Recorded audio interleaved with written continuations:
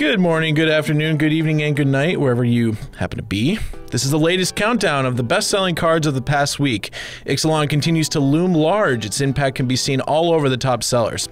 Let's jump right into the swimming pool that is this video. Don't worry, I'll edit this part out. There are two totally safe bets for standard post-rotation, and energy-based decks are one of them. This means that the demand for Ether Hub is going to spike again for a little while, and if Temur Energy winds up being one of the best decks in standard, Ether Hub is going to be an easy-to-move card with a fine margin. Another card that's going to be easy to move, albeit with a less impressive margin, is Attune with Ether. Looks like they finally figured out how to make Lay of the Land playable, staple a resource that only appears in one block onto it. Toolcraft Exemplar is tricky. Could be here for a lot of reasons, but here's what we know. Thraben Inspector is rotating out. That's the bad news. But here's the good news.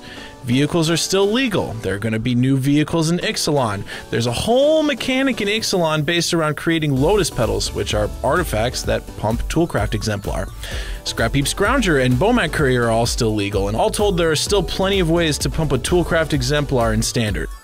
There are two full art basics in the top 10 this week, the Hour of Devastation Swamp and the Amonkhet Mountain. Now you may be wondering if the unstable full art lands they previewed last weekend are going to put a dent in the sales of the Amonkhet full art basics. My intuition is that they won't. Those unstable lands are going to be a hot commodity and they'll be priced accordingly. The reason the Amonkhet block full art lands will sell well forever and ever has a lot to do with the fact that they're easy on everyone's wallets. Standard's losing a lot of dual lands, so Scattered Groves, Fetid Pools, Canyon Slough, and Sheltered Thicket are all in the top 10 as players start gearing up for a Standard with a shortage of dual lands. Plus all these lands play well with the Magic 2010 duels getting reprinted in Ixalan, so there's that. Last week, Magic's latest online client, MTG Arena, was previewed for the clamoring public. During the test run, Samut the Tested hit play. Turns out that giving an already gigantic dinosaur double strike is pretty darn skippy. Salmon is underpriced at the moment, so players are looking to recapture that magic on the cheap.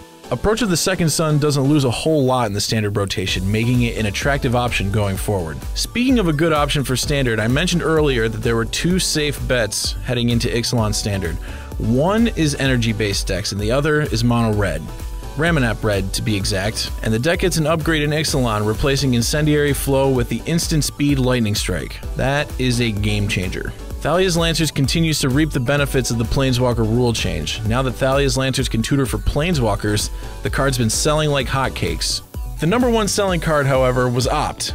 Opt is getting reprinted in Ixalan, but players aren't content to wait, and they bought a ton of the Invasion version just to lock down their copies. Seth Manfield wrote a whole tome on Opt's potential impact, and I highly recommend it. Now, that's all we've got for this week, but if you enjoyed this and think you'd enjoy more of this kind of thing, be sure to subscribe to our YouTube channel because the top 10 sellers goes up on a weekly basis. Thanks for watching, and I'll see you next time. Maybe. Who knows? Future is not written.